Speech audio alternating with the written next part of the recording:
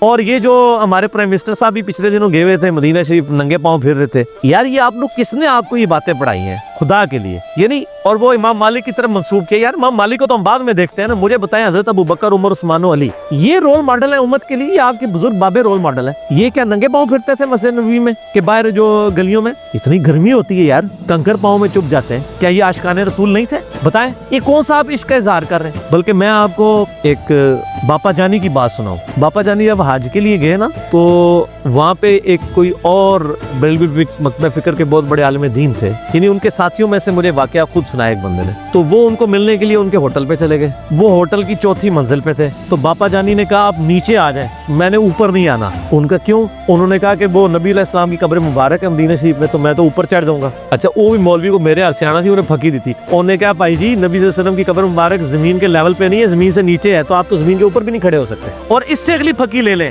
وہ زمین کے لیول سے بہت نیچے ہے, کم از کم 30-40 فٹ نیچے ہے, کیونکہ مسجد نبوی کا پلانس جو ہے وہ اوپر کیا ہے انہوں نے. نیچے پورے پارکنگ ایریا ہے, وہ پارکنگ ایریا کی جو بیسمنٹ ہے نا اس لیول کے اوپر نبی علیہ السلام کی قبر مبارک ہے. یہ انہوں نے عشق کے معیار بنائے ہوئے ہیں, خود ساختہ قسم. وہ میرا اگلے دن کلپ بھی چڑھا ہے نا کہ وہ سبز گھاس پہ نہیں چڑھ رہے تھے, کہتے ہیں وہ گنبد خضرا سبز ہے. یار یہ سبز گھاس شیطان نے اگائی ہے کیا؟ اللہ نے اگائی ہے. غلاف کعبہ کیا ہے؟ اور آپ کی جوتیوں کا تلوا, آپ کی جرابیں, چلیں یہ بھی بدل لیں گے لیکن سڑک تو کالی رہے گی. سڑک چٹی کتوں لے کے آؤ گے؟ اسی تو تانوں نہیں جانتے آگے. وائٹ اٹھو گے, رکھو بڑے بڑے ہیلی کاپٹر, اور ہیلی کاپٹر میں بھی کوئی چیز کالی نہیں ہونی چاہیے جس کے اوپر آپ کا پاؤں پڑے. کدھر جاؤ گے سر؟ یہ آپ کی یعنی اپنی سیلف میڈ محبت کے کرائٹیریا ہیں, اور نہ صرف بناتے ہیں بلکہ جو اس کا انجینئرنگ کرتا ہے اس کو کہتا ہے یہ مذاق اڑا رہا ہے. دین کا مذاق تو آپ لوگوں نے اڑایا ہے, آپ نے اسلام کا مذاق اڑایا. اور میں اللہ کا شکر ادا کرتا ہوں کہ آپ لوگوں کی ویڈیوز اردو زبان میں ہی, انگریزی میں نہیں ہے. ورنہ گورے آپ کے خلاف جو کلپ چڑھاتے ہیں نا, آپ لوگوں کا یہ والا معاملہ دیکھ کے کہ یار یہ کیا کر رہے ہیں دین کے ساتھ. اتنا مشکل دین ہے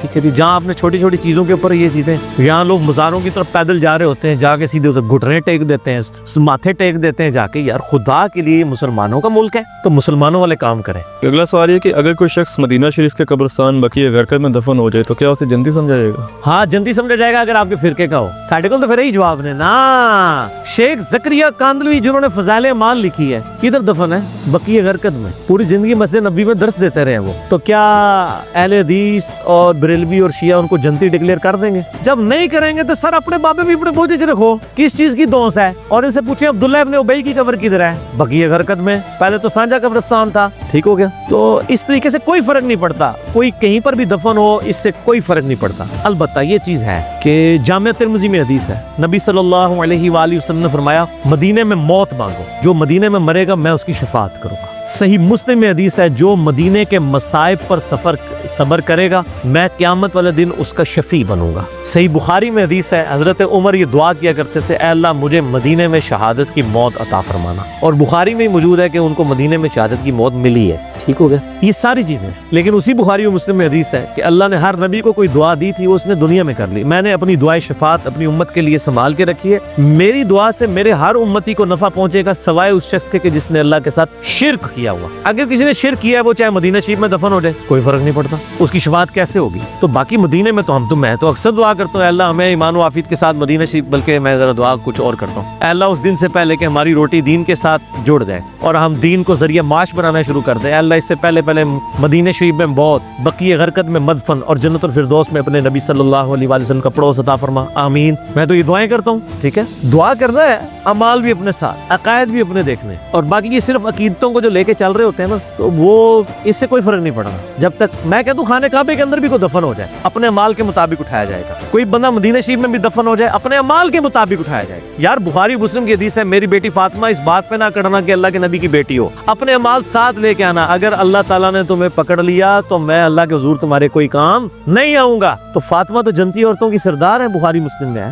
یہ ہمیں سنایا جا رہا تھا کہ تم نے کہیں امیدیں لگا لینا, اور آپ کہہ رہے ہیں مدینہ شریف میں دفن ہو جائیں. لوگ تو مدینے سے مٹی بھی لے آتے ہیں, زمزم میں کفن دھو کے لاتے ہیں, حالانکہ ان کو سائنٹیفکلی پتہ ہی نہیں ہے کہ جب کفن دھوتے ہیں تو بعد میں ویپوریٹ ہو جاتا ہے پانی, تو ایسے پہنچتے مجھے ویسے ہی خشک ہو جاتا ہے پانی, تو کو نہیں ہوتا نا. بوتلیں لے آیا کرو, جو دفناندے ہو نا اس ٹائم پانی سٹیا کرو. اگر کرنا ہی ہے کوئی سائنٹیفکلی بھی کوئی فرق نہیں پڑنا, اس سے کچھ بھی نہیں ہونا. اور میں نے آپ کو چیک بتا دیا نا, آپ ان سے دوسرے فرقے کے مولوی کے بارے میں پوچھ لیں کہ جی اس کو مدینہ شریف میں دفن کیا گیا, وہ کہے گا ہے مردود ہے جتنے بھی مرضے مرے, یہی کہیں گے نا. تو سر پھر آپ ہمیں دوست کی بات کی لگا رہے ہیں. تو مدینہ شریف میں کوئی دفن بھی ہو جائے اپنے اعمال کے مطابق اٹھایا جائے گا. ہاں البتہ اس کے اعمال درست ہوئے, عقیدہ درست ہوا, تو ظاہر ہے کہ سب سے پہلے اہل مدینہ کی شفاعت ہوگی, اس میں کوئی شک نہیں ہے. مدینہ شریف میں موت مانگنی چاہیے. تو حضرت عمر مانگتے تھے, تو اپنے اعمال بھی حضرت عمر والے کریں نا, ٹھیک ہے, تو پھر انشاءاللہ تعالی نفع بھی ہوگا انشاءاللہ. اگلا سوال ہے کہ خانہ کعبہ کا دروازہ کسی شخص کے لیے کھلنا کیا اس کی فضیلت مانی جائے گی اس میں؟ دنیا میں مانی جائے گی سر, اللہ کے ہاں تو نہیں ہے. اور اس کو چیک کرنے کا طریقہ یہ ہے کہ پاکستان میں یعنی کروڑوں لوگ ہیں جو سعودیہ کے امام کعبہ کے پیچھے نماز پڑھنے کو حرام سمجھتے ہیں, تو جو خانہ کعبے کے امامت کے مسلح پہ فائز ہے وہ اس کو گمراہ سمجھ رہے ہیں. تو خانہ کعبے کا دروازہ بھی اس کے لیے کھل جائے تو کہیں گے آئی گمراہ ہے. تو پھر ان کو یہ بتایا کریں, آپ لوگ جو اپنے بزرگ بابوں کے مزارات کے اوپر جاتے ہیں یا اپنے بزرگ بابوں سے عقیدت جوڑتے ہیں اور کہتے ہیں کہ ہمیں بخشوا لے گی, تو سر ادھر بھی وہی اسٹیٹس ہے. خانہ کعبے میں اندر جانا یہ مطلب کسی کی حکمرانی کی دلیل ہے نا. یہاں پہ بھی آپ کو پتا ہے ایک بدماش حکمران گزرا ہے جو یوں مکے لہرا کے کہتا تھا میں کعبے میں اتنی دفعہ گیا ہوں, میں یہ کیا ہوں, اور اس نے ملک کو ایسی غلط پالیسی میں دھکیلا کہ خود کچھ حملے شروع ہو گئے اور ہمارا ملک کتنا پیچھے چلا گیا, حتیٰ کہ اس کے اپنے ادارے کے لوگ بھی اس کو آج اون کرنے کے لیے تیار نہیں ہیں. تو اس طریقے سے کوئی فضیلت نہیں کسی کو حاصل ہو جاتی. ورنہ ہمارے سارے حکمرانوں کے لیے